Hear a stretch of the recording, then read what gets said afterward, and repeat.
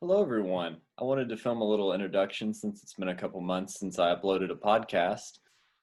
I had some thoughts going forward as to how to make the show a little more consistent and maintainable and keep the uploads coming on a regular schedule.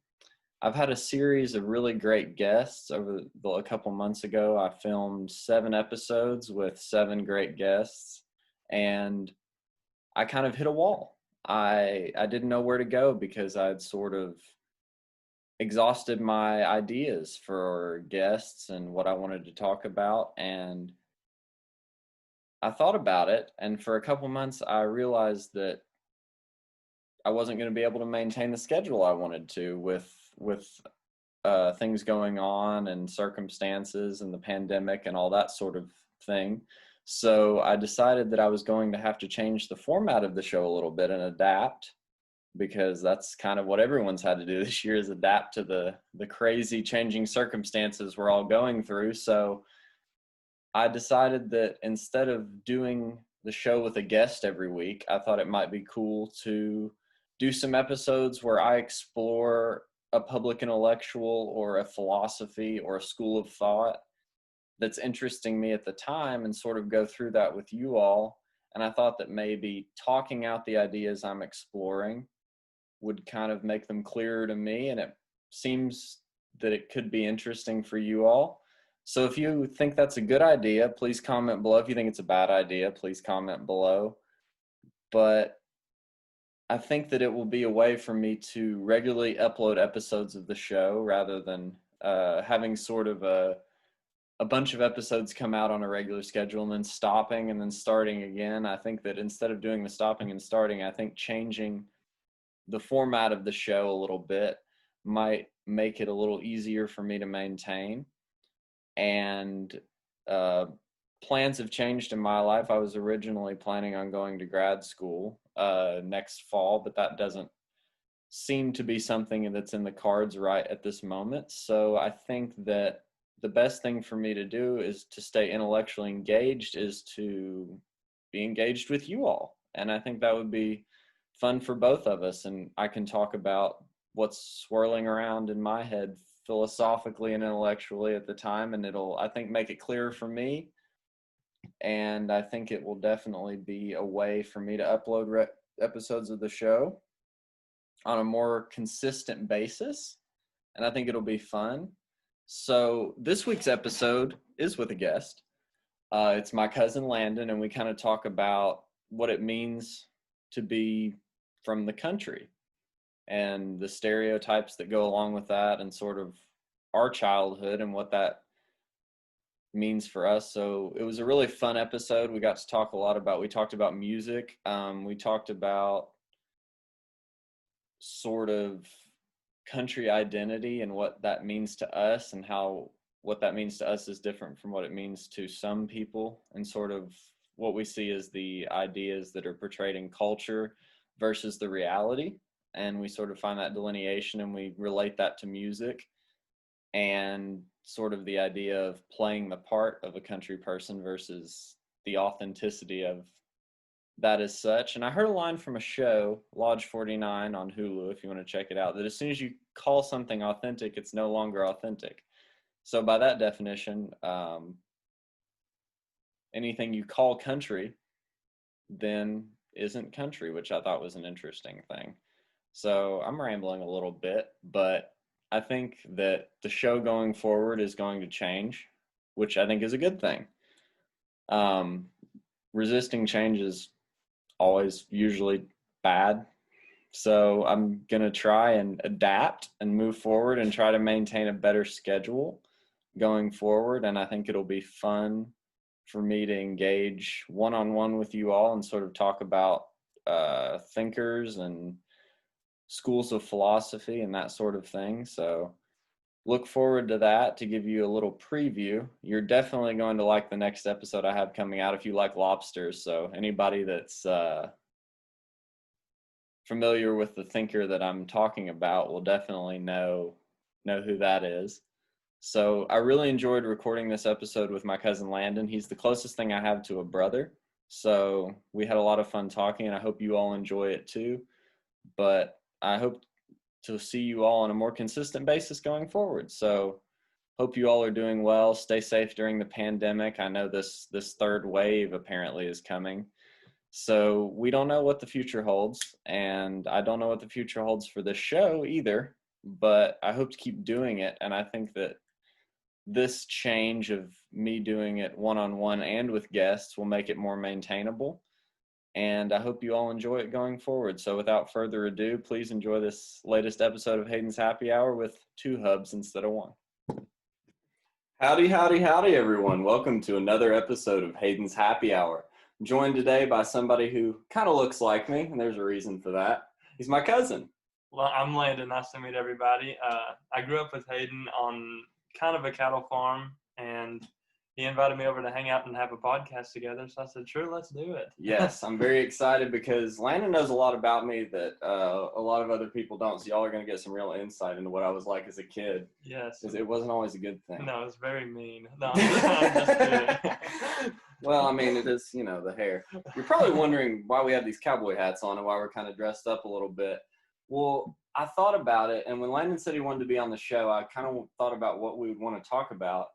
And Landon and I have always kind of identified ourselves with the country, but not rednecks. And I think a lot of the people that aren't from the South or don't grow up in the South think of people who are from the country as dumb hicks and dumb rednecks. Yep, group them in the same class, And so, and there's also another subset of people that we both went to high school with in the South that are fake country. Yeah, so for sure. We consider ourselves real country, and we also consider ourselves intelligent, and we don't buy into the country stereotypes. And so we wanted to come on and kind of talk about our growing up together and that sort of thing. So Landon, tell the people a little bit about yourself. Well, I remember growing up as a kid, and every Wednesday, I remember, we would always go out to our grandparents' farm, which is, his parents' parents and my parents' parents, or my dad's parents and his dad's parents. And every Wednesday we'd go out there and we'd play in the creek or play in the hay, and, we'd make tunnels through the hay and play hide and seek in the barns and stuff. Yeah. And, that played a lot in me growing up and stuff, just being raised on a farm pretty much. It helped out a lot. So it was always nice, having that backbone of, support there. Almost is a support because, it helped found who I am. Yeah, it definitely informed who I am as a person. It changed to, I think if I didn't have the farm, I would be a totally different person. Oh, yeah. I think if I hadn't grown up with that experience of working with animals. Yeah, you respect it a lot more. And you respect farming and you respect your food. I think one of the big things that people don't think about is where their food comes from. Yeah, for sure. And so I think growing up, that was one of the things that influenced me, is why I'm so into nutrition, is because I saw where beef comes from. I saw the process from start to finish. Yeah, and we have a healthy side of it. Where we grow it ourselves. There's no factory. There's no cruelty to the animal. Yeah, it goes straight from a beautiful clean field to a slaughterhouse, and that's it. There's no factory. They're not stuck in a pen that's 6x6 and bunched together. It's a very natural process, and we do it clean and easily. And the cows on our grandparents' farm, I'd say, live better than some people. Oh, yeah. I mean, they have a really good life. For sure. You get vaccinated every year. And, yes. And also with hunting, I grew up hunting on the farm, and it makes you respect. Like, I never kill an animal that I know I can't eat myself, and like that applies to fishing. I always do catch and release.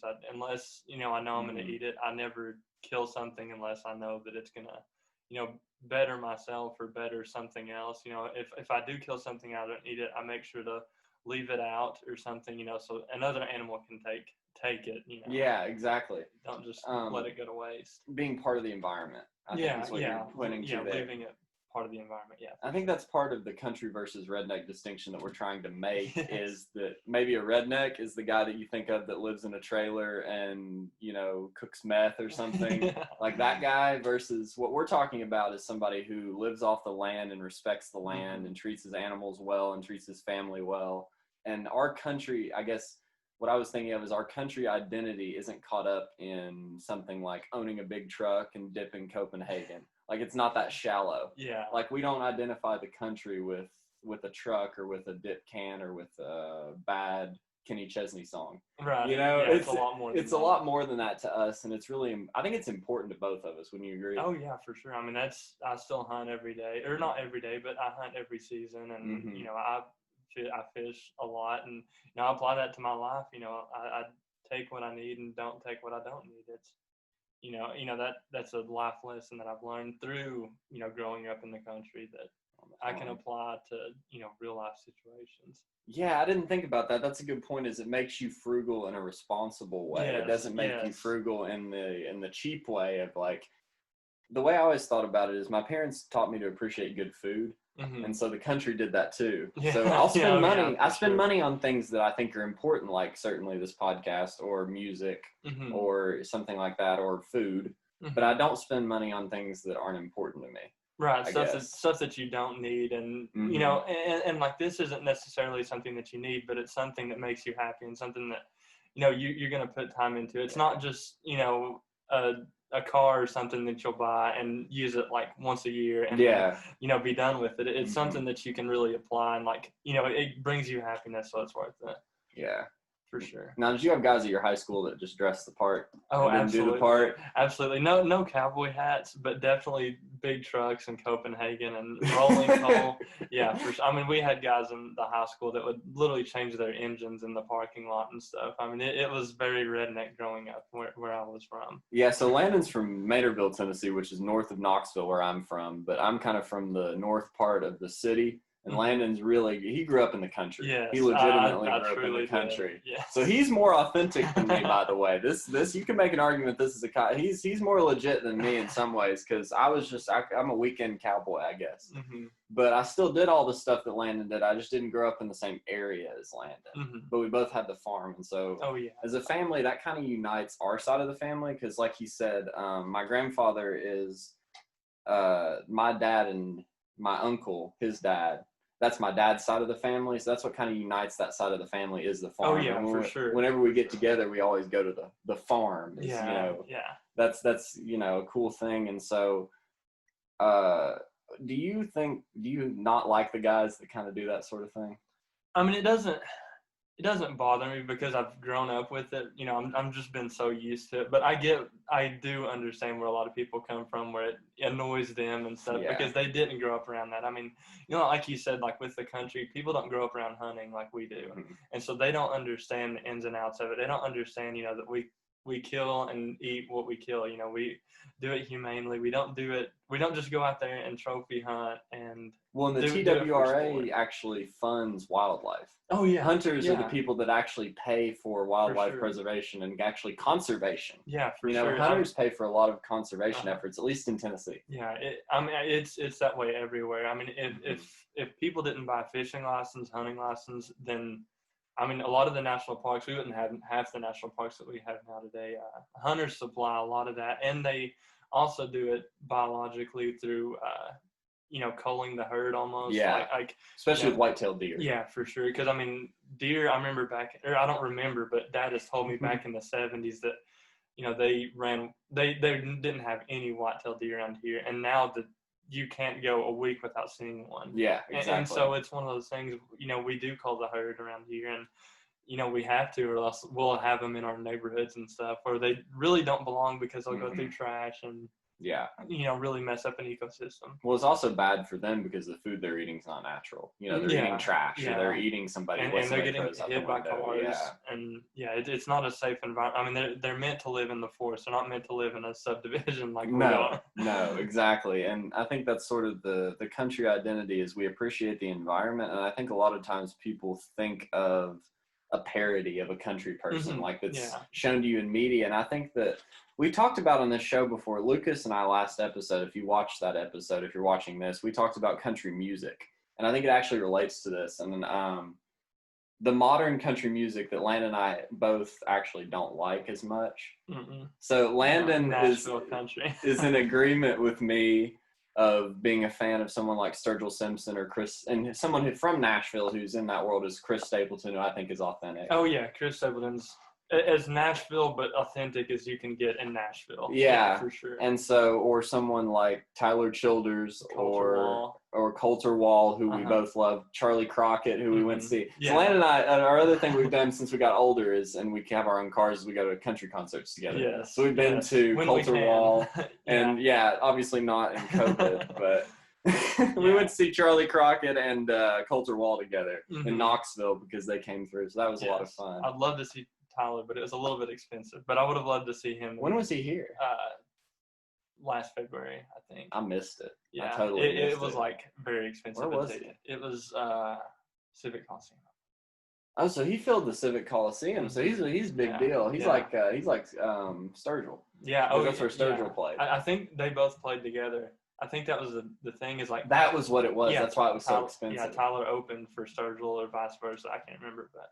So I was going to go to that concert, but nobody would go with me. I didn't want to go by myself. Honestly, wish I hadn't gone by myself. Yeah, to be honest, it would have been because knowing what I know now, with everything being closed, I would have went. But it was just the fact that I was like, he'll come again. It'll be cheaper, so I'll just hold off, and I shouldn't have done that. Well, I think they'll get big enough that they might be able to fill up the arena here. Oh yeah, I mean Tyler's already huge. I mean he's got millions of listeners a month on Spotify. And Sturgill just put out a new album a few weeks ago. It's number one on iTunes. Yeah, exactly. Did you see his post on Instagram last night saying "F you" to the American Country Music Awards? He's like, by the way, and if you scrolled to the second picture, it was his album at number one on iTunes. Yes, I did. So he's like, by the way, I did this without you. And he was like putting the middle finger to the American Country Music Awards because it was a bunch of fake people. Right. And so it relates to and the reason I brought it back, I started talking about Lucas because we talked about Lucas kind of is okay with this corporate country music. Oh yeah, a lot of my friends are too. Yeah. And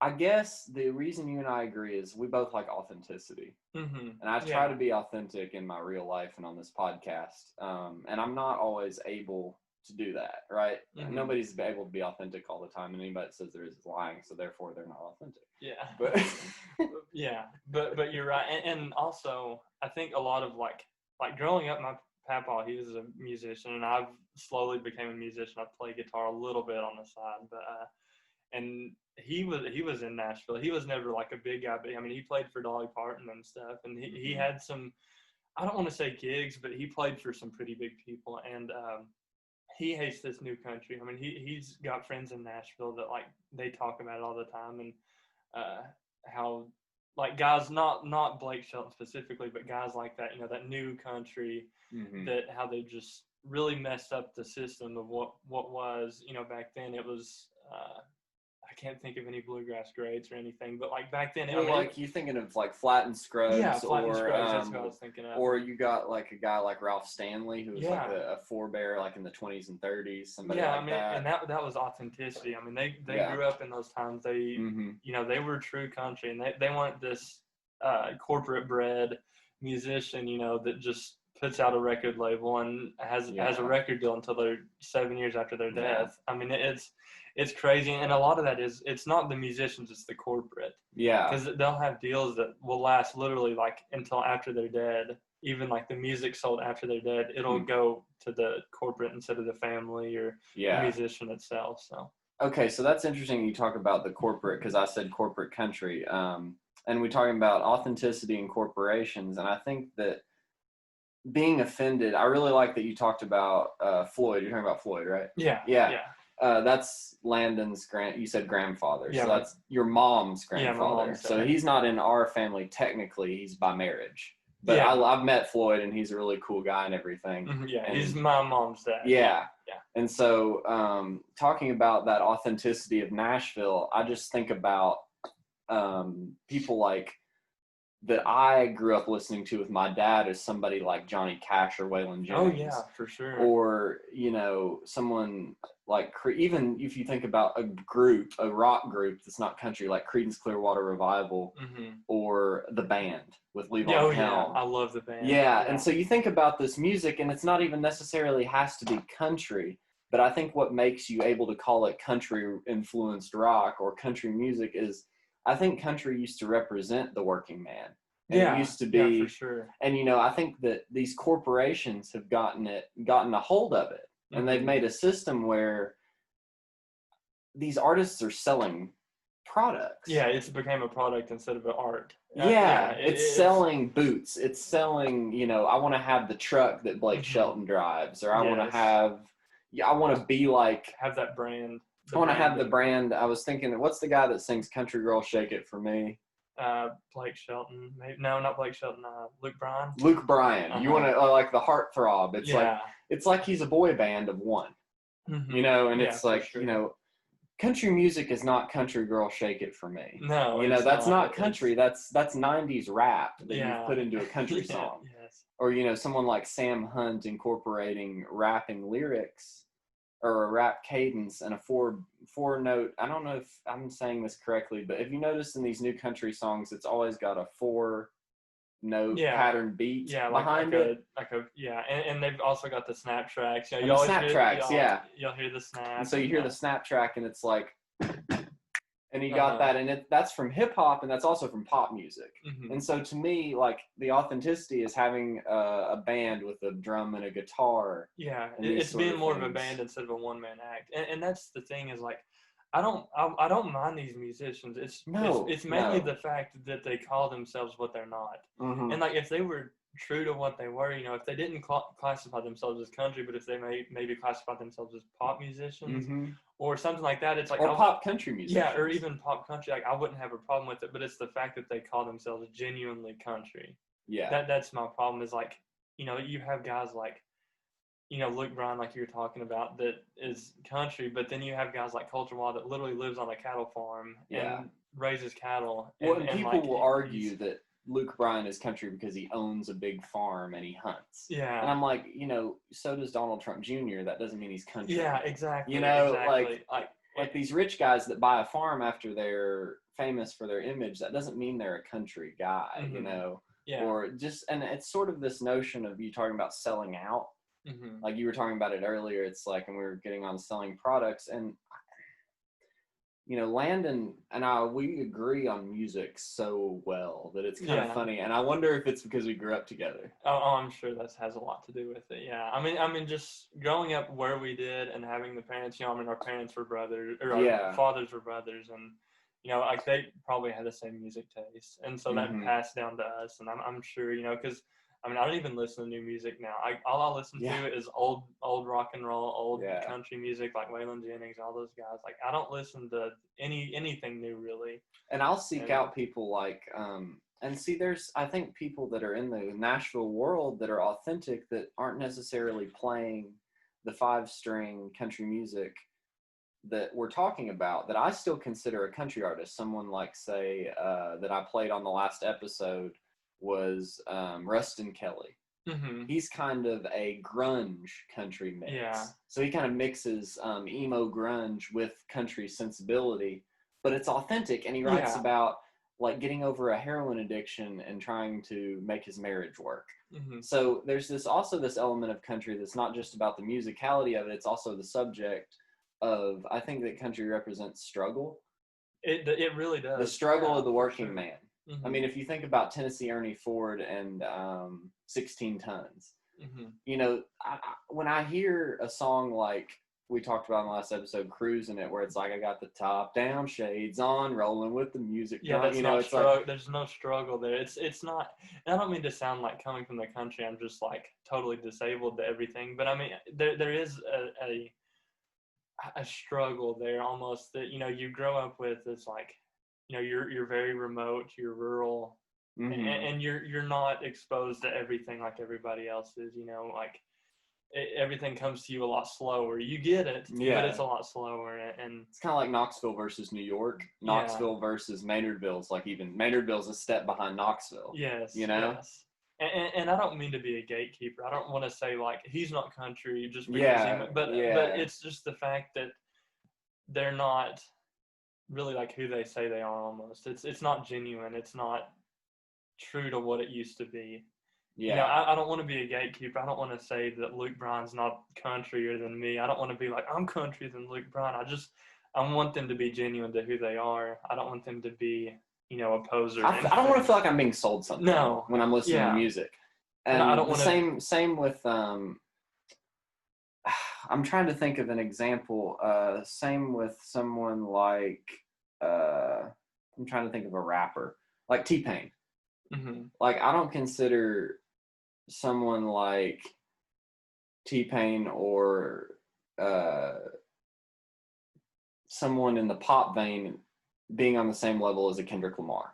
Yeah. Right? Yeah. So I love T-Pain, and let me get this Mhm. straight. I love his music, and I Uh-huh. listen to it, but I don't consider him the same as someone like Kendrick Lamar or Nas, or someone who's trying to put a message out there. And it's not that we're saying it's bad. I think that's what Yeah. Landon's trying to say is Yeah. we're not shitting on it. No. We're not just straight up No. sitting here saying it's horrible. No, that's not at all. It's just the fact that it's not what it's trying to be. It's Yeah. not. It's not what it's impersonating. Yes, it's like calling NSYNC a rock band.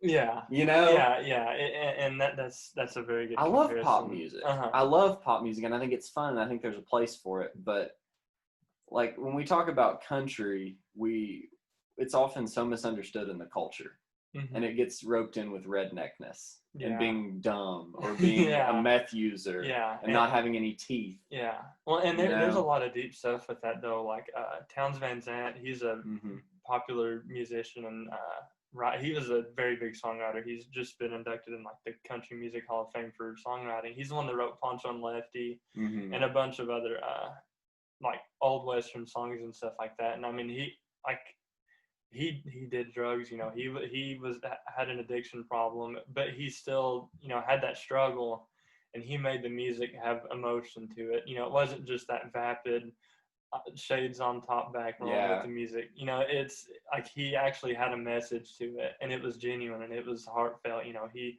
had a struggle and he dealt with it, you know, and he made music through it, and eventually, you know, that struggle got to him, sadly. But Yeah. it's just one of those things, you know. It's the same thing I hear when I hear Aretha Franklin sing Amazing Grace.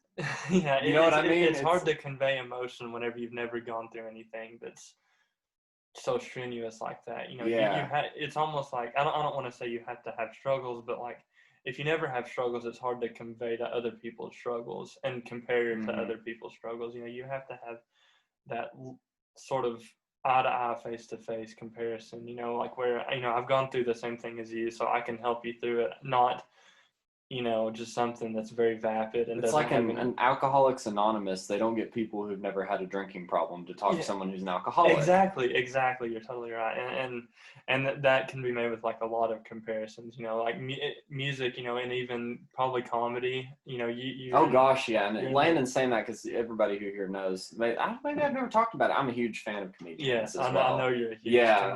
fan Yeah. of comedians. So. Yeah. But like, it's so interesting to me that there's this myth. I'm sure you've heard it before that like to be a great artist, you have to be depressed, and there's a lot of great artists that aren't that way. So I don't want to perpetuate the No. myth that you have to be a drug addict or an No, alcoholic or schizophrenic or bipolar, like a lot of artists are. I think that what you have to be willing to do is be outside of the norm. And convey emotion. And convey some emotion well. authentically. And so I think what we're talking about is not the fact that you have to be a drug addict or an alcoholic. I think it's that a lot of these people are outsiders. And so a lot of people that are outsiders that make great art deal with their emotions in an unhealthy way. And I think that you can have, because I struggle sometimes with bouts of depression. And so I can deal with that by luckily I have a support network where I can go to therapy and I can talk to friends and family and things like that. But I try to express something real in what I do. I try to make it into something constructive. Even if it's a podcast where 25 people listen every time and occasionally I'll get 100 or something, you know. Yeah. It's like I'm trying to do something that I think is important and enjoyable. And so I don't know that you could call a podcast art, but I think it's something, I'm expressing something that I hope other people can relate to. Yeah. You know? And that's the way music I think should be. It should be something that you listen to and you feel, not just something that you know goes one in ear and out the other. You know, it should be something that you feel. It shouldn't just be some vapid, sound. It should have an emotion to it. And like I said, I hate to be a gatekeeper, but I really think that that's what true music is. So let's say this is a personal opinion. And then we're not gatekeepers. Yeah. So in our opinion, this is what we like. Yes. If you like other things, that's cool. You know, like I don't want to, and I know what you mean because I hate it when someone says, oh, you can't like that, it's stupid. Yeah. Because a lot of the things I like, other people think are really stupid. For sure. Because let's be honest, taste is subjective. Yes. I watch stupid podcasts that have no redeeming value, but I think they're funny. Yeah, and so there is a redeeming value to you. To me. Yeah. So if you find something in Cole Swindell's song that makes you feel happy, please listen to Cole Swindell. Yes. Like, enjoy Cole Swindell. Buy his albums. Go to his concerts. Support him financially. He's there for his audience. Yes. It's just not our audience. Yes. That's not what we personally want. I don't, like you said, we don't want to be gatekeeping dickheads that are like, you can't be country if you do this. But we just, like, we want to talk about our opinions about these things. Yeah. You know, because it is right. You can find yourself getting into that mode of being an elitist. Yeah, and having that that one little section that you're in, you know, and you don't have any outreach. Echo chamber. Yeah, an echo chamber. You're just stuck in an echo chamber, and you know, a lot of times that can burn you out on something that you like. Exactly. You know, it can be to where you like one thing so much, and you get in that echo chamber of it, and then eventually you just get burnt out and want something new, and that can make you transfer from one thing to the other. But I think that's good what you said. You know, just to. You know, it's our opinion. It's not really like what you should think, but that's just what we think, you know. Yeah. And I really, I don't feel, just to bring it off of music, because we talked about music a lot, and we talked about music last episode too, but it's something Landon and I think you're passionate about. But to take it off music a little bit, go back to country identity just for a minute, is since I grew up in Fountain City and went to like West High School, which for someone that's not from Knoxville, it's an inner city school, and it's a very diverse school. So it's about 40% black, 60%, white, and, a few other, Knoxville's not a super diverse city, but of course there were other ethnic groups represented there. But I grew up in a much different environment as Landon, where he was in a very homogenous. Oh yeah. I mean, there were maybe one or two African Americans in the whole school. Yeah, so it's a different, and so I don't feel like when I was forming my adolescence, I didn't grow up at a school where you could wear a cowboy hat without getting relentlessly, mercilessly made fun of. To be fair, at Union County, it was about the same way. If you wore a cowboy hat, you would be made fun of. Yeah. But to be fair, but there were a lot of people that wore them, and stuff. But it's like, the reason we're doing this, like, we're not trying, because, people could look at us and say, listen to these assholes talking about country music and how it needs to be authentic, and it's two 20-year-old millennials wearing cowboy hats who've never worked on a dude ranch in their entire life, you know? Or whatever it is. So, like, we understand the irony, I guess. Is what I want to put out there. This is all irony. We're not we're not like, putting on that. I don't wear a cowboy hat whenever. No, I don't either. Like, we're just doing this because I think it'll catch eyes on YouTube. Yes. So yeah, if you clicked on this and you're like, what are these two posers talking about with all this? Like, well, yeah, okay, I don't wear a cowboy hat every day. I thought it'd be fun, So I wanted to address that too. Yeah. Because I was thinking about that while we were talking. I was like, I don't want to miss the irony here, Because a lot of people don't know us as good as we know each other. But yeah, for sure.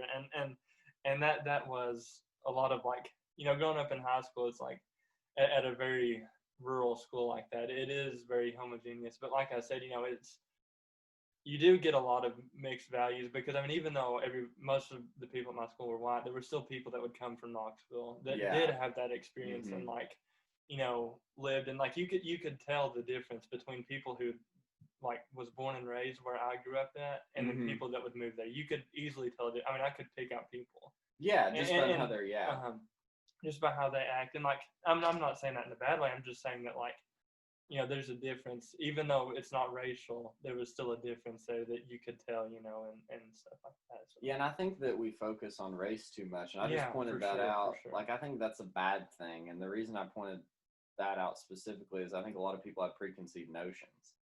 And like, just because I went to a school where it was very diverse doesn't mean I'm not informed by the family farm. Things like that, Like, I think there's a myriad of things that come in, and like, a person is to get into the philosophy, because I like to talk about philosophy, a person's an amalgamation of all these different influences and things that come in throughout their lives, and you can't reduce someone to their color of their skin or where they're from. Right. I mean, you got to think about all these other things, and I think that even though we spent 30 minutes talking about music and sort of talking about our personal preferences and judging, I don't think you should judge people the way you judge music. You know, like I was thinking about that when we were talking earlier. It's like you can't just say just because somebody's from Union County they're a dumb redneck, because you're he's an engineering student, so he's not dumb. I hope not. Sometimes I think I am, but I hope not. Well, that means maybe to the outsider. Did you know that the more intelligent you are, the more often you usually question how much you know? Really? That was a psychological study.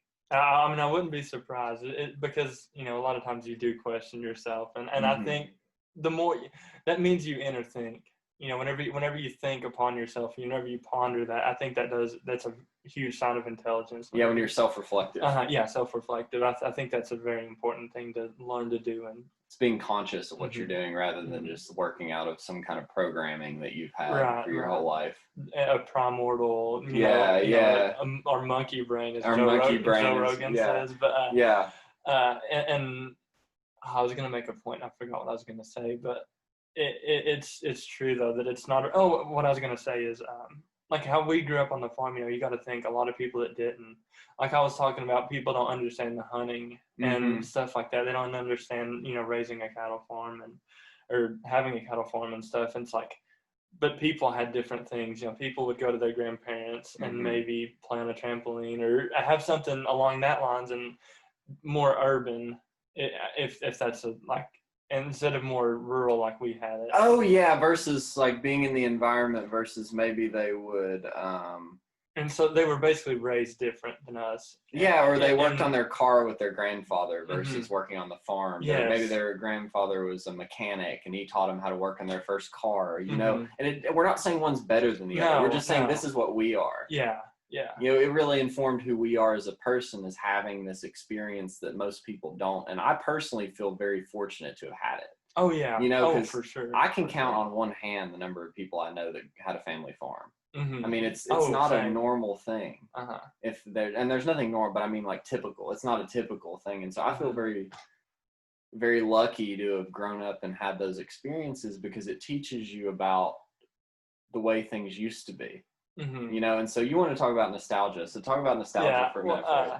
Well, I know that we were talking about being country and being on a farm, but one thing that I grew up doing a lot too is like whenever I would be home and not at the farm, you know, I'd love to play video games. And growing up, you know, you'd play games and you'd just love that game so much. Like one specific example is Battlefront 2. I remember growing up and playing Star Wars Battlefront 2, and I loved that game. And even up until probably this year, like earlier this year, I would think, you know, that's the best game I've ever played. Well, I ended up building a computer, and I got it, and I played it again, and it just didn't hold the same value. And I think that's one thing, is nostalgia can a lot of times like hurt you in a sense, almost that like, you know, the thoughts in your mind are better than what the actual thing was. What the reality of it was. Yeah, what the reality, like you make this picture in your head of what something is. And then whenever you go back to that picture and, you know, make it a video instead of a picture, you expand upon it. And then you realize like how, not poorly, but how your mind, you know, made such a vision that wasn't actually true of what something is. Like I said, I went back and played that Battlefront, and it just wasn't what I thought it was. Your memory is not reality, because I think, so I was thinking about that when you brought it up before, because we talked a little bit before we started recording, and we ate and, you know, talked a little bit, and we like to mythologize our childhoods. Yeah, I mean, that's kind of what we're talking about with the farm. Like growing up on the farm was great, and it's objectively great, but it's better in our minds than it was in reality. Right. Like I guarantee if we went down and played in the creek right now, we wouldn't have half as much fun as we did whenever we were kids. Yeah. You just grow out of those stages and move on, you know, and mature in some ways, and you know, things change. It really does. But and that's one thing, is like things change. Or things more stay the same, but it's you change. Yeah, exactly. And in terms of stuff from the past, I mean, James Bond is the same movie, you know, back whenever it was first released till now, but it's the fact that you change, you know, and your notions on it change. And you know, that's one thing that I still have a bunch of nostalgia for, is old James Bond movies. And I realized that the ones with Roger Moore are objectively not amazing, but they're amazing to me. Yeah, because I grew up watching them, and I loved them so much.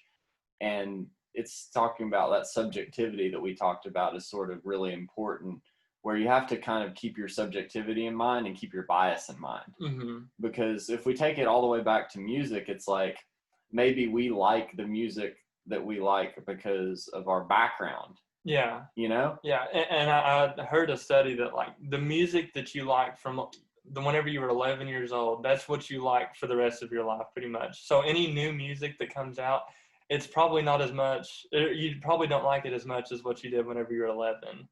Like the same style of music. Like whenever you turn 11, that style of music that you listen to then is most likely what you listen to now, instead of like newer stuff. That's so interesting because I love, like, if you turn the camera around, you can see I've got Ray Charles, Waylon Jennings, Creedence Clearwater Revival, Jerry Reed. Yes. And I've accumulated a lot of new artists, but the genres I like are, number one, old hip hop, soul and R&B from the 60s, 50s, 60s, and 70s, country from the 50s on to the 80s or 90s even.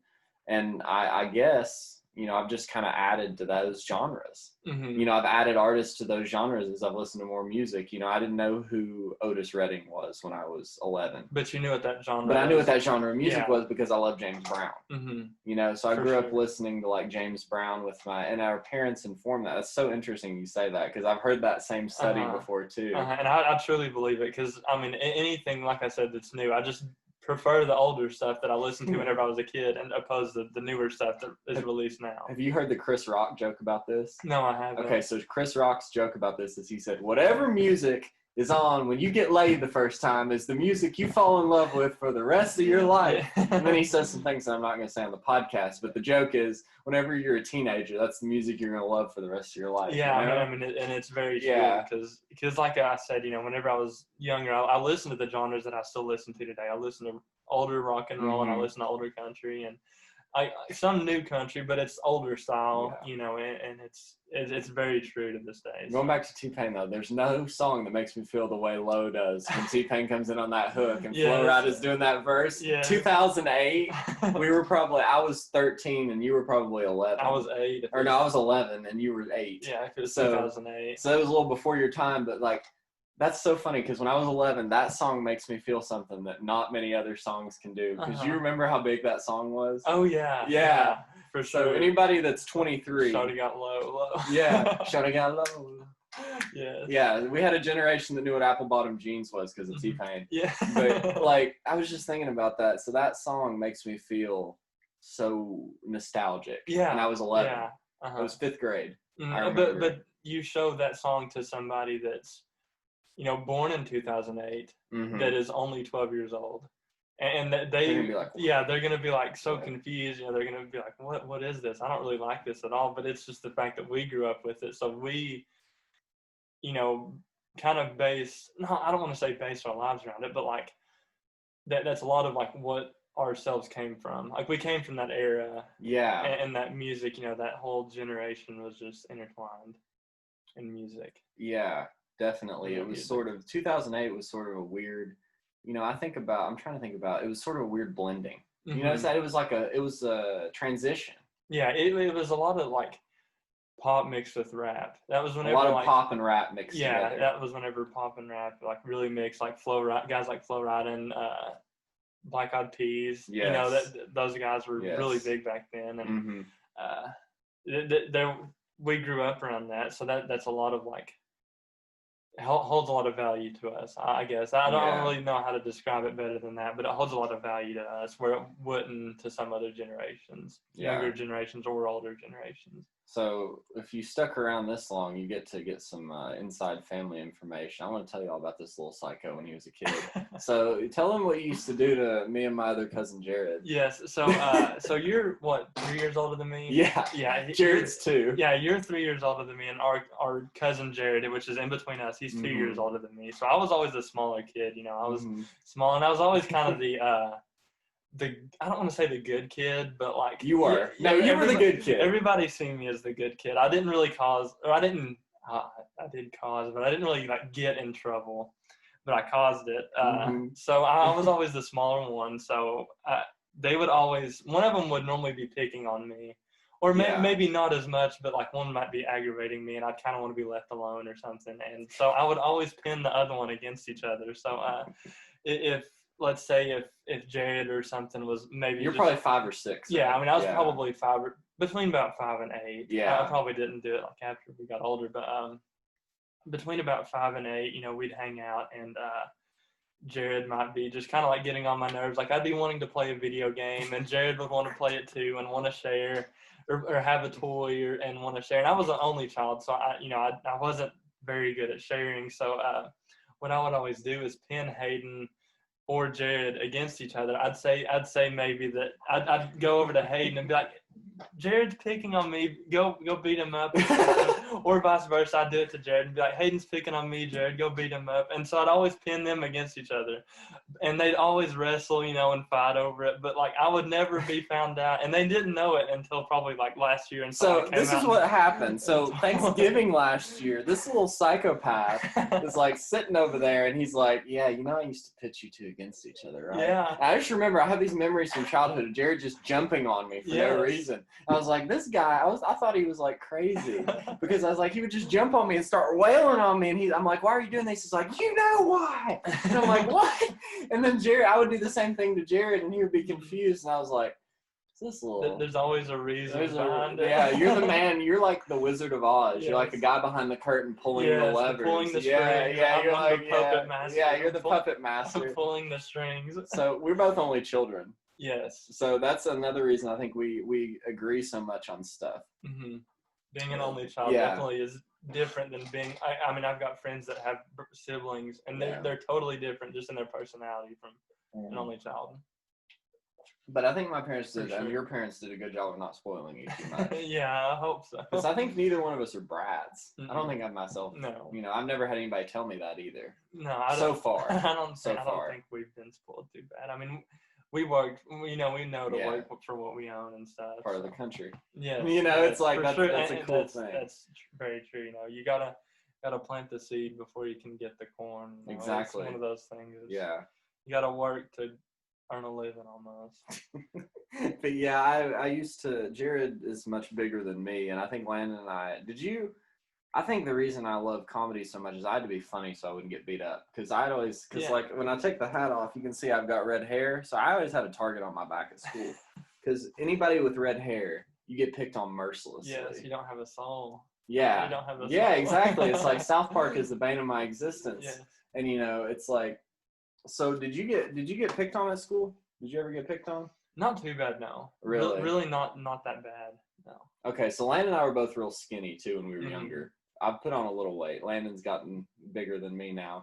Yeah, I've gained like a lot of weight in the past year. Are you like up to 180 now? Yeah, 180, right? Exactly. So I'm at 168 right now. So you're a little bit, and he's a little taller than me too. But I've put on some weight, and like I was really skinny, but Landon, I guess.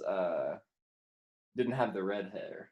No. The red hair. No. Landon didn't have the red head. No. So that might have been a bonus for me. Yeah. You had a handicap. Yeah. That was your handicap. I did. I was a disabled. I should have been Americans with Disabilities Act. I should have had like 20 extra minutes because I'm ginger on my tests. Well, that like left-handed people, they get special scholarships for just being left-handed. So that you could have just put that you were redhead. And they're like 22% of the population. I'm only 1%. Yes. 1% of population. So you're less expensive than But people do think of it as a disability. It pisses me off so bad because it's like so true though. People are like, God, he must be like he must like, and you know what? This is true. There's one of my favorite comedians, Ginger Dudes. I'm lucky because I don't think I'm ugly, but I'm certainly not like a stud. But like I don't feel like I'm ugly, but there's a lot of ginger guys that are really weird looking. Like especially if they have freckles all over their face. So I at least got blessed. I don't think I'm ugly, but I'm also not, Yeah, like I completely cursed, I guess. Yeah, I'm not complete. I'm a day walker. You've seen that episode. I'm a day walker. A day walker. Yeah.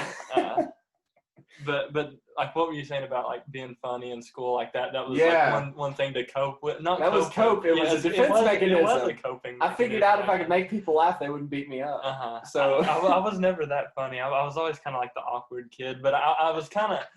I mean, I'm still pretty awkward, but I was always kind of more shy. I was. You were shy. I was not like super shy, but I was just kind of off to myself. Like, I mean, if somebody was like having problems, I wouldn't mind to just stop and help them out or anything. But I was more just off to myself. Yeah. I like to have my own personal, and that's definitely being an only child. I just like to have my own space. I wasn't big on sharing or anything like that. I just like to, be myself and just have my time, to seclude myself. You've always had lots of friends. Be alone. Yeah, I have, but and that's been great, and not having any siblings or anything. But it's very true though that like being an only child, I think you're more independent. For sure. And just the fact that, you like to have yourself. I think when we were kids, I was very in your face. Maybe. I don't remember a lot. You don't really remember a lot? I mean, you were older than me, so you remember more from it than, but I remember, like, I don't even remember Janae being born or anything like that, which is Jared's younger sister, our youngest cousin. And so, like, I don't remember a lot of stuff from, like, that time of being a child. And, like, I know that was whenever we hung out a lot. It was, like, around that time whenever Janae was. So I'm going to give you some permission. I want you to be as unflattering, and by that I mean not pulling any punches. Like, what was your impression of me from age, say, that you can remember up until now? Like, how have I changed through the years? You're definitely a lot nicer. And I don't mean that in a bad way, but I mean that, like, you might have been more aggressive. Oh, super aggressive when I was a kid. Than like what you are now. Like you're definitely tamed. And I think that's just being a kid, though. I mean, everybody's a different kid whenever they're. I think that was a defense mechanism too, because I got picked on. I think I felt like I had to be aggressive. Yes. But I was kind of a jerk too. And I don't know. I just the fact that you were. I remember like being as a kid, like. You and Jared would always fight. We did. I mean, you guys fought literally anytime. It was super fun. Anytime we hung out, it was you two just wrestling or getting in trouble, and it was always like one of those things. So, and that was another reason I like to be off to myself because I hated getting in trouble. I was a good kid. Yeah, you were. You were like the perfect kid. And so I always like to be off to myself and like not get in trouble. But I don't want to say that you were mean. But I could be. It's just the fact that you were more aggressive, probably. Yeah. And I was smaller, so I mean. So you think I've gotten nicer as I've gotten older? Sure. Yeah, I mean, I hate that sounds so mean. No, it's true though. But like, it's so true though. I used to be kind of an asshole. I'll just say that you tamed down. I don't want to say that you were mean and got nicer. I just want to say that you tamed from being so aggressive. Mm-hmm. But being aggressive doesn't get you a lot of friends. Mm-hmm. And also that could have just been from where I was smaller than you guys, and you guys are always bigger than me, so I did kind of have that like overshadowing aggressive presence, even though you guys like might not have been aggressive. It was just the fact that. Now I don't remember we didn't ever beat you up. Not really. We literally. I remember the only thing we used to do. I hate whenever people touch me now. You don't like wrestling. No. So I remember we didn't even include you in that because it was always me and Jared. Yeah, I mean I don't even like giving like hugs now. Like I just don't like people being in my space. So it's like that's such a Jason though. Yeah, so I don't want to make this too about our family because it's a podcast, but that's like his dad. Yeah, the same way. Definitely. And I mean I'll give people hugs. I don't mind. Yeah. But it's just one of those things. Like I'd rather shake somebody's hand, than just embrace somebody. Yeah. And whereas I'm like, come here, buddy, like get over here, I'm like, I'm just kind of a touch and that's a lot from being a kid because I mean I hated wrestling. I hated like being up against somebody wrestling and just any of that stuff. So, but like I've always seen, this is what's interesting about that though, because you characterize yourself as like a loner, but you've always had more friends and more girlfriends than me. Well, I think that's just, I don't know. I might be like more outgoing around more people my age, maybe, because I mean you were older than me and you were a little bit bigger than me, so I guess that's, and I feel like being at school, I was like more outgoing than maybe, I don't know, like around family. I guess because it's just people my age. I don't really know because I mean, I don't know. I guess I was more outgoing at school probably. Like that was just a place where I could go and. I don't want to say be myself, but I was just more out there. But no, don't get me wrong. I still was kind of not a loner, but I was more shy at school. I had my group of friends, and I didn't really extend out from that. Now, I mean, I got along with everybody in school, but like, I didn't just like hang out with every single person. I had my group of friends, and that was mainly it. But Yeah. I did have friends in other grades and stuff. But yeah. And I mean, I still hang out with my group of friends now that's all the same age, and stuff. So. Well, that's cool that you have that, because I have like 2 friends that I consider brothers that are kind of like that are the same age as me that I've kept, but I didn't have like a group, I guess. Yeah. Because I switched high schools. Oh yeah, I'm sure that changed. So I went from Gresham to a whole different group of people, so I kind of had to adapt And I'm sure that's a big reason, that you might not have had that large core. Group of, I didn't have that core large group of friends, because me and all my friends, we grew up in Union County, where it was a small town, and we kind of had each other, and that was really it. There wasn't any other option kind of like thing. So that was a big reason. And I never moved schools. I never had faced that struggle. That would have I don't think I could have moved schools, but that really helped me out in terms of like being who I am, was just sticking with who I've got and stuff like that. And being a loyal friend, I guess. You're definitely a very loyal person, I would say, and very solid. Like you stick, like you're very, you have phases though. Yeah. Oh yeah, for sure. I've definitely got phases, but I'm still I think the same person through those phases. But I definitely changed what I like. Yeah. Sure. Because I mean, a year ago, if you told me that I would have picked up guitar and done this much, I'd be like, no, I wouldn't. Man, I don't care I don't like guitar. You were into dirt bikes and other stuff. Yeah, I remember I was into dirt bikes and playing guitar and fishing. I get into fishing phases where I go every single weekend. I know she picked up a fly rod. Yes, is that new? I tried it and I got hung so many times. I don't know if I'll pick it back up again. You got to get through it. Okay, let me tell you. Fly fishing, because I fly fish. I'm a novice, very much a novice, but I've done it enough to where I cannot get hung every 5 seconds. And God, I haven't done it in so long. I'd probably eat these words now. Yeah. But when you get through that hump, it's so rewarding. It's kind of like guitar. Yeah. Did you get through a hump with guitar? Oh, rhythm was my hump. I could not get just a rhythm down, just a solid beat, just. Okay. Yeah. And that was one thing that I could not get. So I'm sure once I got over that hump of just being able to control the rod better and the line better, I'm sure I could get better. Did you get a fly rod? Did you buy? Oh yeah, I've got a fly rod. Okay, where'd you get it? Bass Pro. Okay. Yeah. I just have a really simple Cabela's rod, and I've got it's like the Orvis. It's like the lowest Orvis that you can get, is like the cheapest one. Yeah. And I just picked it up and tried it out, and I mean, I could get it out there, but I'd get hung more than I would be fishing, and it was just frustrating. And where'd you go? Right outside of Cherokee, in North Carolina. Yeah, Cherokee High School. If you go behind it, okay. Keep going past Cherokee. There's a little path back there, and then we walked 2 miles up a mountain and 1 mile down, and I had to hike 1 mile back up and then 2 miles down. That's kind of cool. It was rough. Yeah, I mean, it was fun. But was it a little mountain stream? Yeah. Was it a very narrow mountain stream? Yeah, I mean, it wasn't wider than this room. That's not the place to go your first time. So if you want to go to the Clinch River, where you got a bunch of wide open space. Because the hardest thing to do is learn how to cast. And if you're in a mountain stream, did you high stick or did you try to cast every time? No, I tried to cast, doing that. So see, nobody told you to high stick? No, I don't know what that is. Okay, so high sticking is when you're in a mountain stream and you can't cast. You just draw out enough line, and then you just flip over, and then you hold the stick, and instead of letting the line go, you kind of move it with the stream. Oh, on top of the surface. So instead of casting, you I flip. So it's a little, there's a technique where you kind of flip it over, and I can't remember. If there's a fly fisherman watching there, he'd be like, this goes such a moron. Mending? Yeah, something like that. Like when you...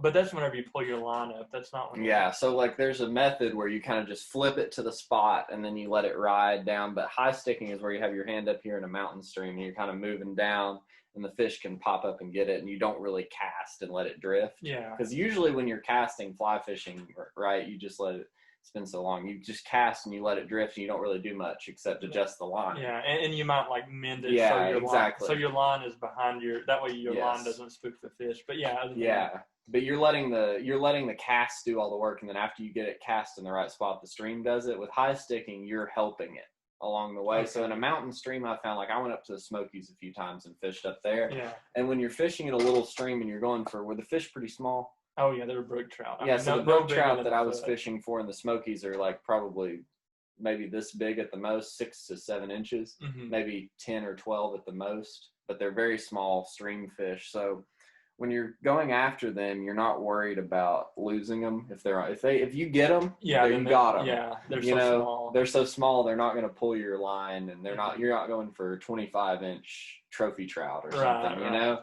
It's just So yeah, a little pro tip for you, and if you're in a stream, high stick it and look up videos of how to do the flip cast, because once you master that downstream, mountain stream fishing is way easier. I mean, that was probably the second time I've ever really gone, like, because I've been fly fishing where I just took the rod and like tried, and I got frustrated, so I'd pick up the spinning rod and just go with that. But I remember, going in Montana. I think I did all right in Montana, but we had a guide with us that really knew what he was doing. And he coached us through every single step, and that really helped. And like that does help a lot. And another thing is I'm so used to using a spinning reel, just a conventional spinning rod and reel, where you flip the bail and cast out with your finger and then close the bail back. I'm just so used to that it's almost like hard to change. It's almost like different muscle memory. Yeah, you got muscle memory. Like if I'm fishing, this is what I'm doing. Yeah, exactly. Yeah, and I've gotten to the point where I'm like really good with the spinning rod, and so it's like I'm so used to that it almost hurts me picking up a fly rod. Like I think I would do better if I just picked up a fly rod and never done any other type of fishing. Probably. Like picking up, getting so used to the spinning rod and stuff. You have to get used to it before you can actually start fly fishing, because you gotta like get over all your bad habits, because it's like if you've never driven manual fly fishing, I would consider fly fishing like the manual version of fishing.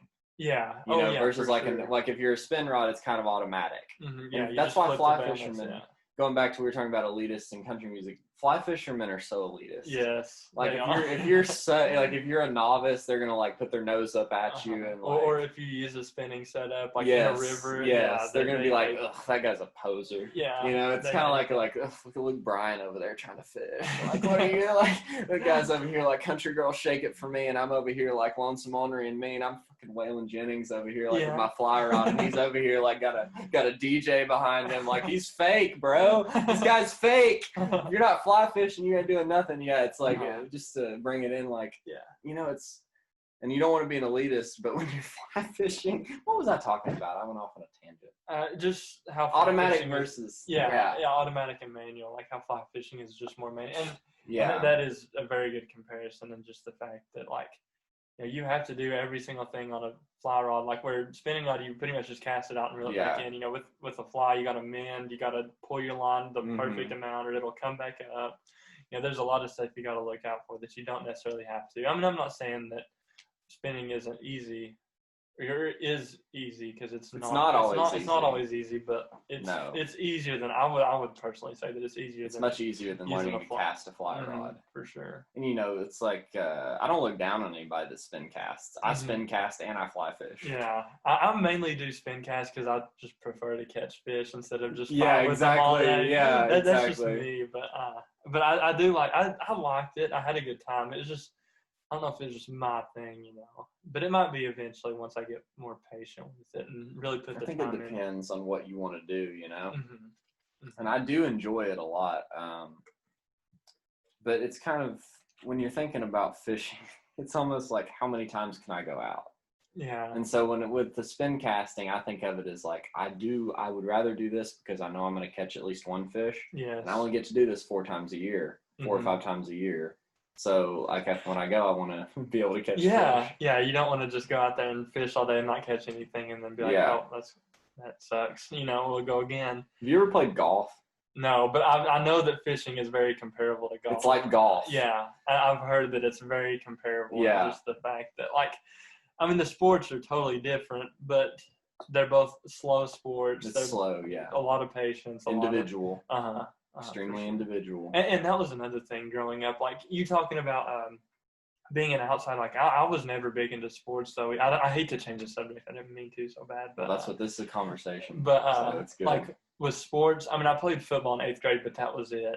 I remember I came to one of your football games. Yeah, I didn't even play, probably. You were in a couple of plays. I saw you down there. Maybe. I don't even remember much of it. But so did you play football because your friends wanted you to, or did you do it because you wanted to try it? I did it because I wanted to try it. I had like one other friend on the team, and it was my cousin Sawyer. But and sports were just never my thing. Like, I was just more individual, and that's the thing about having having friend groups is like, you can have a friend group but still be kind of individual. Yeah. With having a sibling, it's like you're constantly with somebody else. I feel like one thing as only children we've got is we change. We're able to change based on what we want all the time. You know, I feel like we're not set. Yeah. I think it's a strength, but I think it's also a drawback because I feel like you and I aren't experts. We're kind of jacks of all trades. Yeah, for sure. Yeah, there's not one thing that I'm just like really good at, but I feel like I'm decent at like a bunch of things. I'm a generalist. Yeah. Yeah.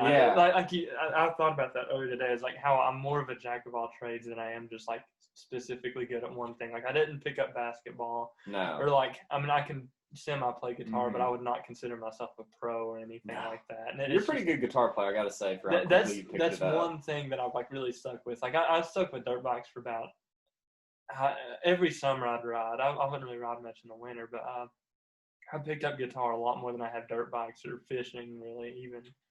Like I just enjoyed it. It's something that I can do by myself and really enjoy, you know. Yeah, and so for me, that was like philosophy, I guess, was the thing that I kind of picked up in college. I was like, wow, this is something I really love. And comedy.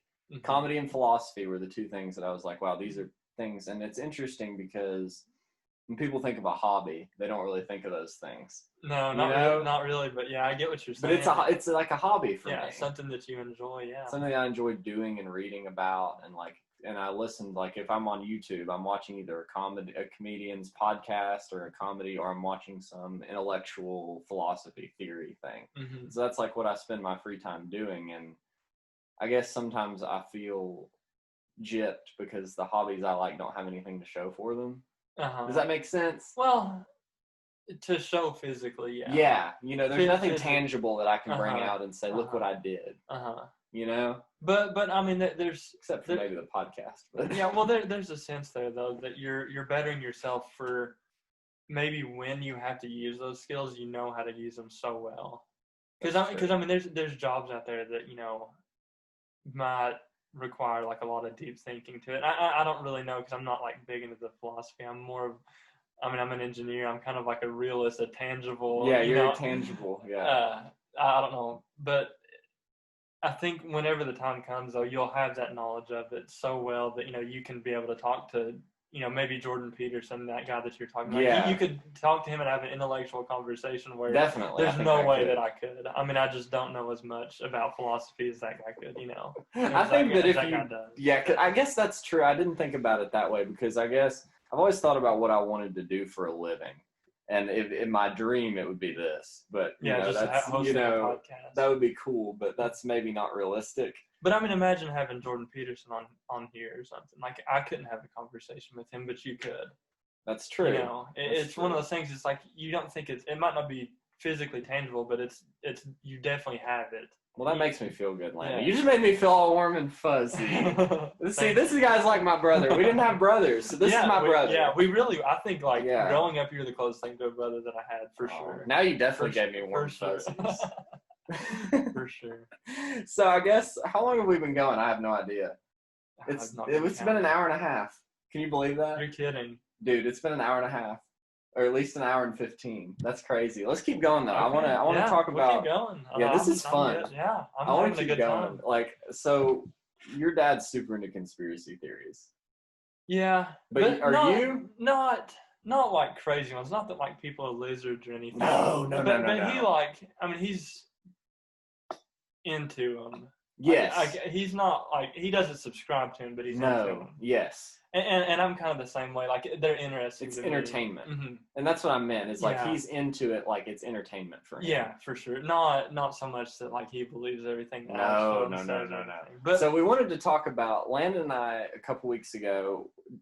The biggest podcast in the world, Joe Rogan, as everybody knows. I like the guy personally, but I know a lot of people don't like him for some weird reason. Are you talking about Joe Rogan? Yeah. Okay, yeah. And so Alex Jones, I understand why people don't like him because he's done some really crappy stuff. Yeah. But he had Alex Jones and this other comedian on, and it got 11 million views in no time. And the guest before it was Kanye West.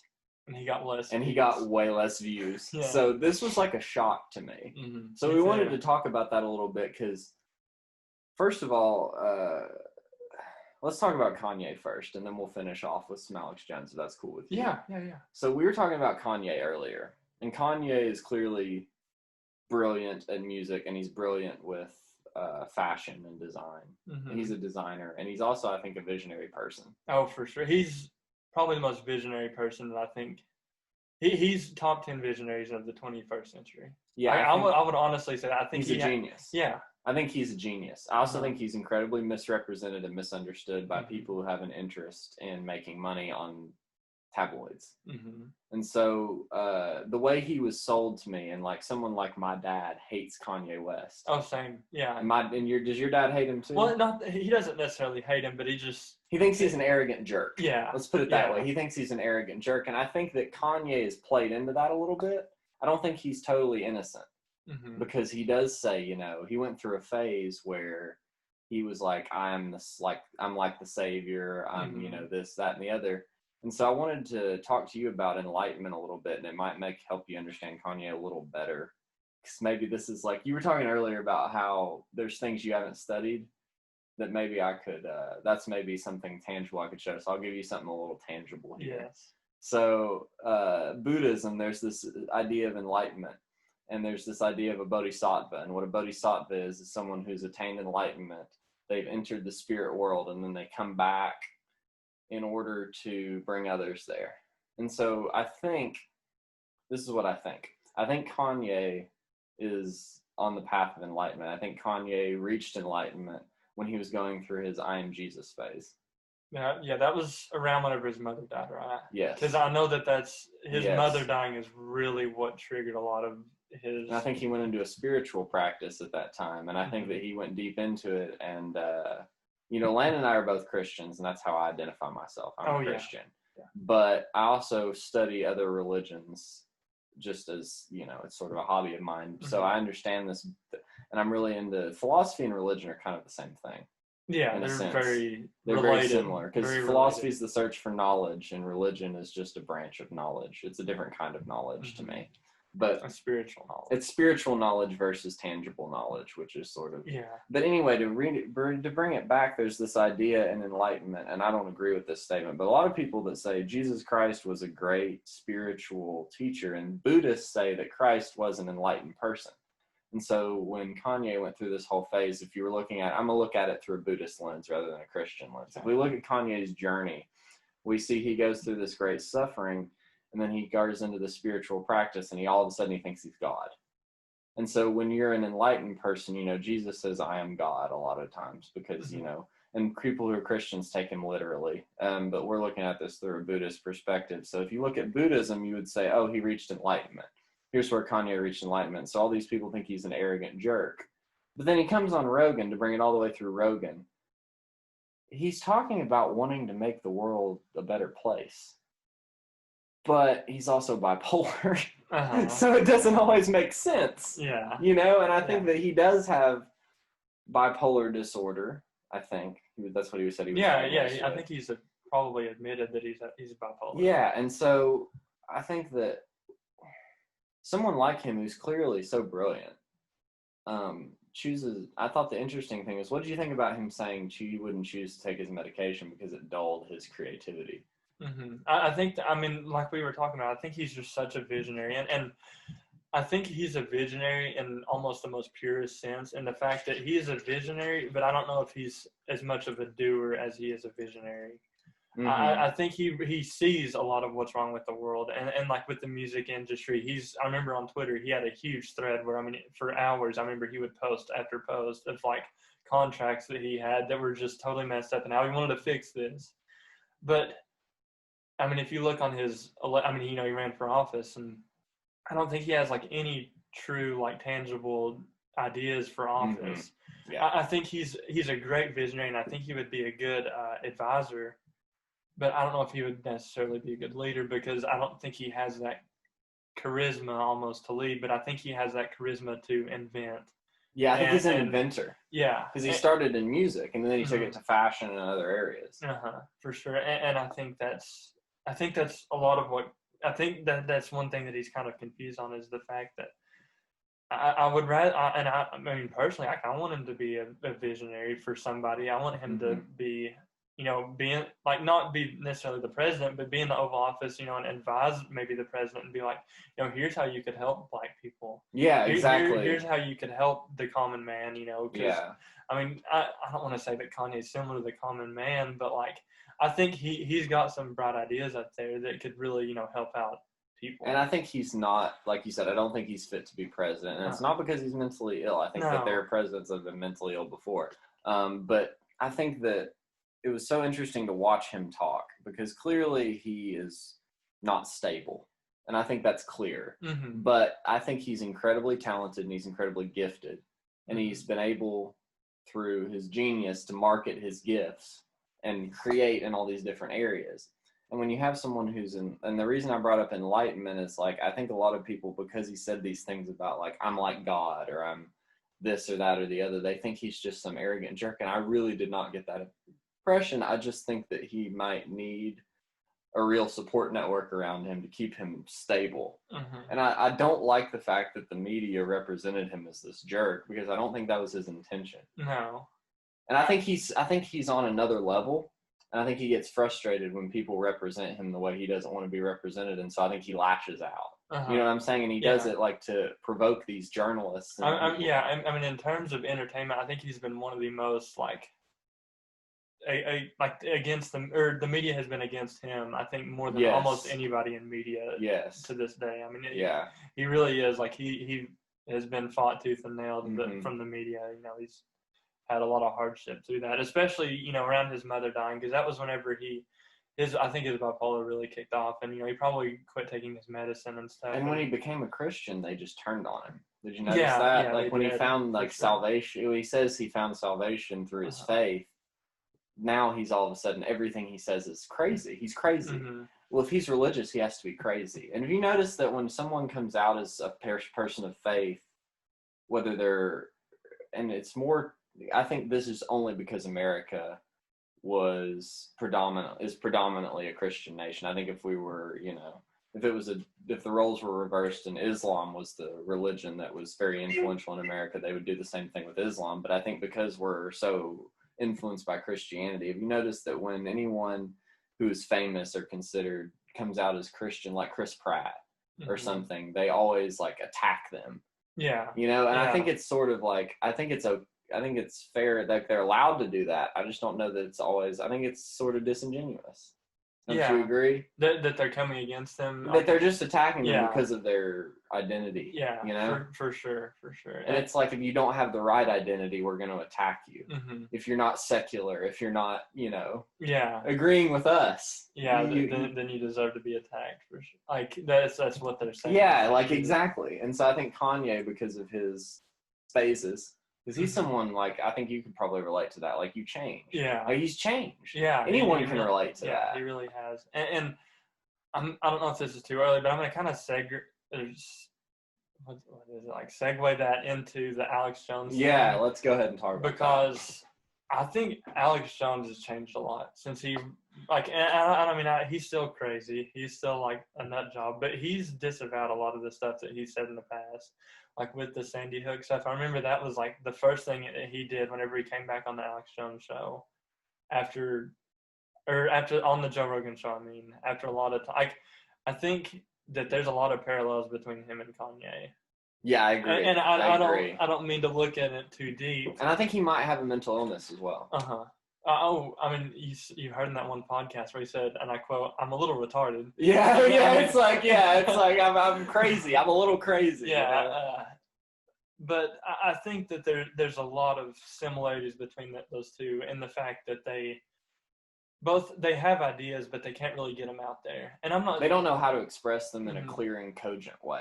And I'm not saying that Alex Jones is a genius. Probably I don't think he's a genius like Kanye. No, probably not like Kanye is. But I mean, I think he's obsessive. Mm-hmm. I think he's obsessed with what he does, and I think he is convinced that he's doing something good. Mm-hmm. And so let's talk about conspiracy a little bit, because this is an analogy that I like to use. And I'm not saying Alex Jones is a pig, but a pig finds a truffle every now and then, right? Mm-hmm. So like Alex Jones looks into everything through a conspiracy lens, and he was right about Jeffrey Epstein.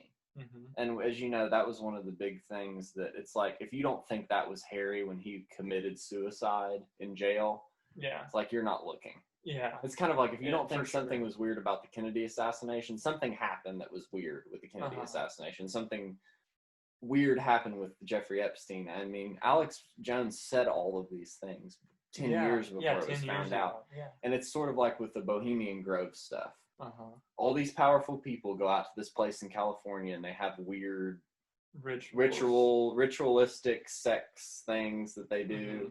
And you can say, I don't really want to get into what it is, because if you really are interested in this stuff, go watch the latest JRE with Alex Jones. And they get into all of these things. I don't think would be good for us to cover that. No, I mean, it'd take a lot of time. There's a lot that goes into it. There's a lot of time. And I don't want to say I advocate for Kanye West and Alex Jones. But what I will say is that I think they should be allowed to speak their mind. For sure. That's one thing that I think a lot of big corporations have done wrong, is be against free speech instead of pro free speech. Yeah. Because, I mean, really, everybody now has a Facebook. Everybody now has an Instagram, Twitter. Everybody's Snapchat. A little mini celebrity with their friends and family. Yeah. And they're always performing for the world. And these forms of media have almost become a public space in the way that going to a park is. Yeah. I mean, really, it's not.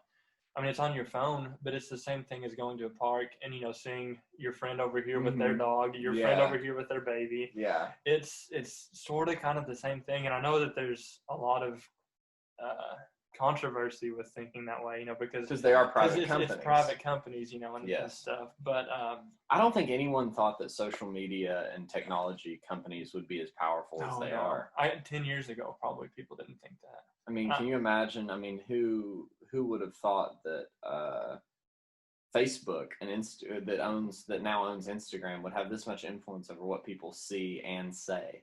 I mean, and Google that owns YouTube, and Google that owns YouTube, and like all these, it's sort of a conglomerate. And so I think when we're talking about Alex Jones, we obviously think that some of the things he's done are reprehensible, right? But we don't think that means he's not allowed to speak. Right. Like and he's never directly attacked or harmed anybody that I know of. I don't think he's ever committed. I mean, he may have in his private life. Yeah. But like, I don't think he's ever. And I think he paid for what he did. And it's like, I'm super into comedy, so comedians talk about cancel culture all the time. And there's this cult of wokeness that gets in. And I think that racial justice and systematic racism and all these things need to be addressed. But I think that we can't expect perfection. And I think everybody, since they're on these platforms, is expected to be perfect like a celebrity now. It's like almost everybody's in the public eye now, And it's sort of like this idea of, if you screw up, you're done. Yeah. Yeah, there's no retribution. It's just, that's it. Yeah. You're canceled. You're canceled, yeah. And it's always going to be a stain on your, resume or whatever it may be. Exactly. And we're not allowed to make mistakes and have redemption, and I think that's the thing that a lot of these comedians talk about. And I don't idolize Joe Rogan like a lot of people do, but I think what's interesting about Rogan is that he says all the time, I'm an idiot. I'm a fighting commentator. I'm a comedian. Don't get your political advice from me. Don't get your opinions from me. But yet people do, because he's influential. And so it's like, maybe his opinions have some merit if this many people are listening to him. Maybe what he has to say has some merit if it's resonating with this many people. Yeah. But he doesn't necessarily fit in with the mainstream. And so neither does Kanye or Alex Jones. And all of them are kind of fringe. They have their own little niche, but they resonate with a lot of people. Yeah. Yeah, for sure. I think that's a good, because I mean, Alex Jones, he's not on a big news network or anything. I mean, it's his own thing, and Joe Rogan's the same way. He's not owned by CNN or MSNBC or any of those big platforms. It's just him. Yeah. And Kanye doesn't really have a platform as of now. I mean, he's got Twitter, but that's not really. But he is represented by his body of work. Yeah, for sure. He's got all his branding and his music and stuff. And his albums. And so they're each alone, but they're together in their sort of, I don't want to say struggle, but they're kind of, I mean, it kind of is a struggle if you look at Alex Jones, what he's gone through in the past. I mean, I don't want to like you said, make him out to be like a hero or anything, but I mean, he's gone through he believes he's a hero. Yeah. And so I think that, like I said, we kind of got off track. Yeah, we got off track. And I want to go back to this point of there is a kernel of truth in what Alex Jones says, because look at Epstein. There is a kernel of truth that there are powerful people that are interested in keeping you silent and keeping your opinions their opinions. And so I think what Joe and Kanye and Alex Jones all represent, like you said, that fringe group. Or a fringe, and it resonates with a lot of people because a lot of people don't think the way that everyone else does. But the thing about it is, I think that fringe is a lot bigger than what people think. I think that fringe is almost more people than it is less people. Because I think, I mean, Joe Rogan's a centrist, isn't he? He's a centrist. I don't really think he's like. He's not, I'm a progressive. He's not, I'm a conservative. He's like, I'm right in the middle. Yeah, and I think that's where a lot of people are today. I mean, I think. I mean, yeah, you've got a lot of conservatives, I mean, you can see the election. There's never been a bigger turnout, but like, I think that's because there's no other options. Yeah, but I mean, I think the biggest majority of people are centrists. I think they don't. I mean, they agree with stuff on the left and they agree with stuff on the right. I mean, they're just rational human beings, like I think everybody is. I think most people are like that, and I think that's why Joe Rogan and Alex Jones and Kanye West resonate with so many people, is because they're kind of that silent majority of people, you know, that are centrist. They aren't as loud as the conservatives on the right or the liberals on the left. Because there's a lot of people that hate Trump and they also hate Hillary Clinton.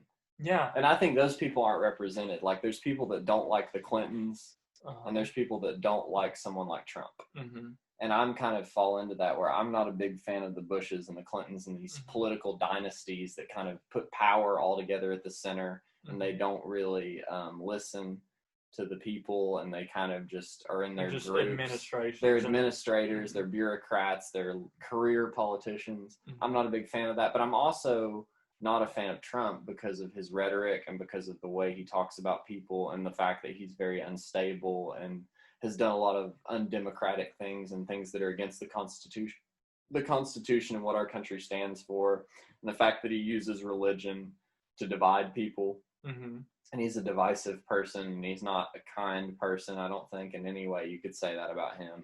And I think a leader should have compassion and be kind. And so, you know, there's a lot of people that feel like the Democrats nor the Republicans represent them.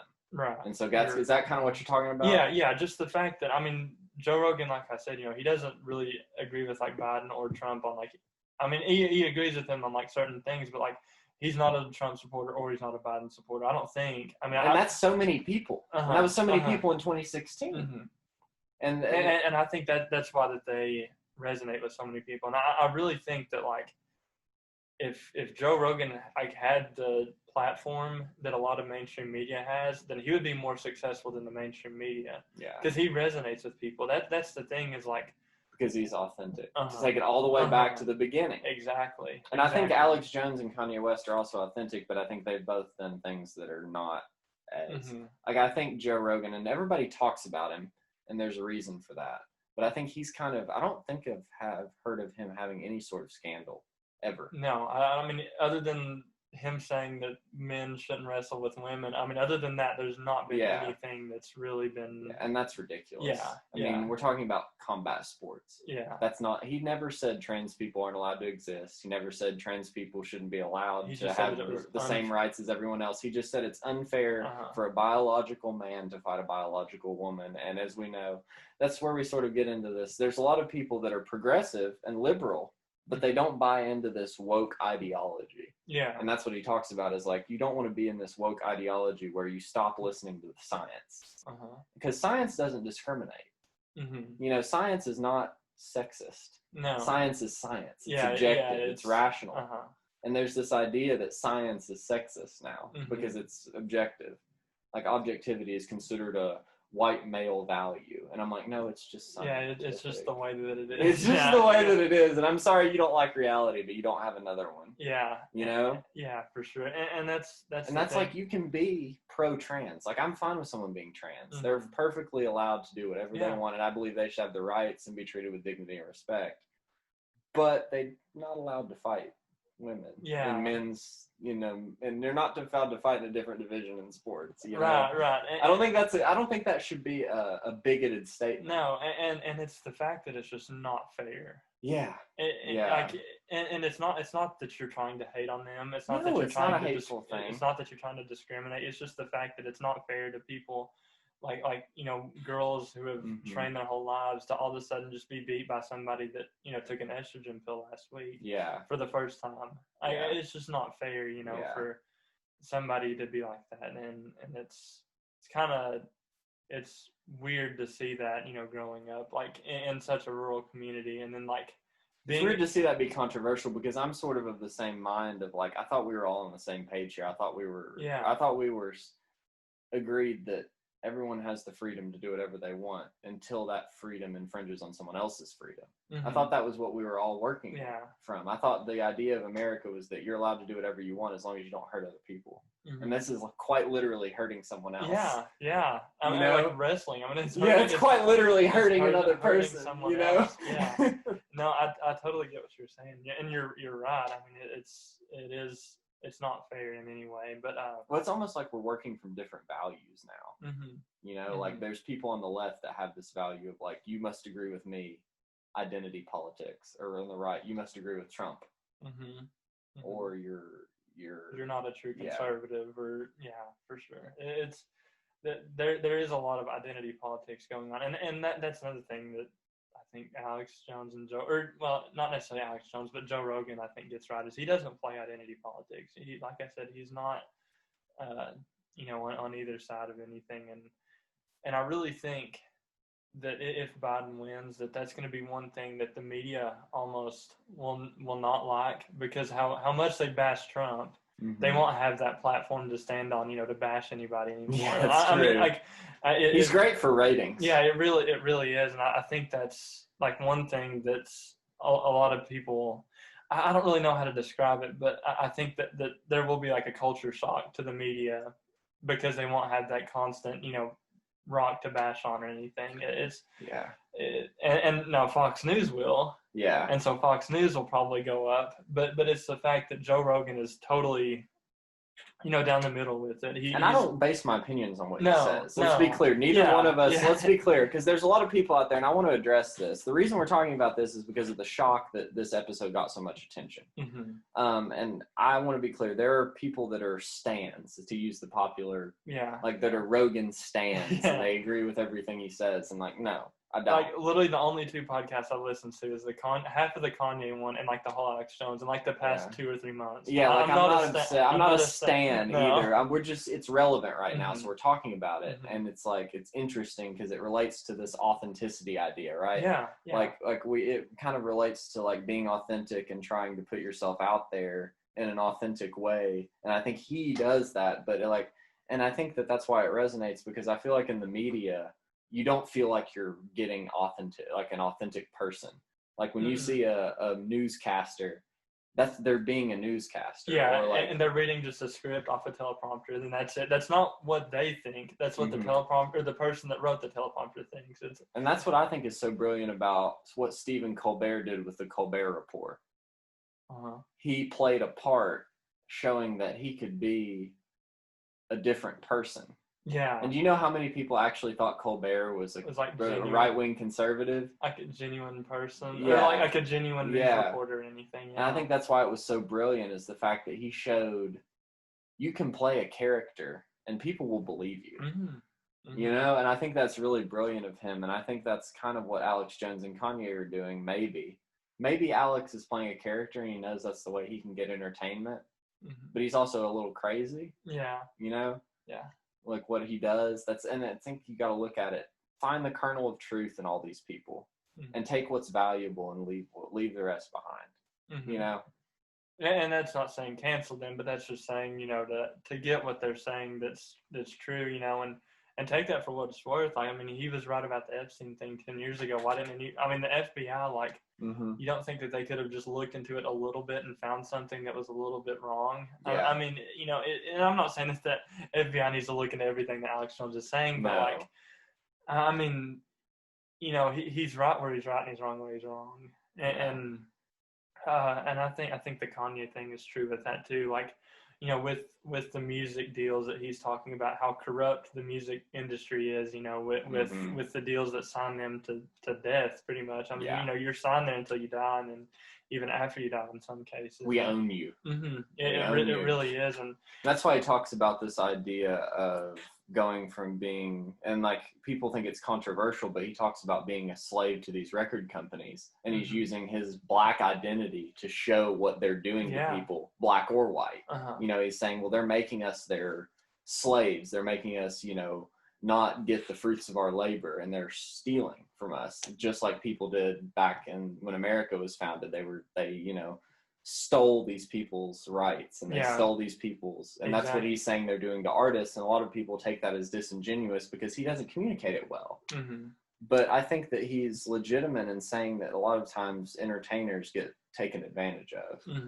Oh, absolutely. I mean, that's what we were talking about earlier. Like, to bring it all the way back to, you know, the country music that we were talking to earlier. It's just, you know, like Alex Jones says a lot of times, like, there's a small group of people that control a big portion of people, and that's, you know, the way the music industry is, and a lot of politics are. It's, you know, there's a message in a lot of it that you can look. You know, Kanye's trying to expose that, and that's a good thing. I mean, I think that's a good thing that he's trying to free people. And I mean, I like what he says about he never said he wanted to be the president in that thing. He said he wanted to be the leader of the free world.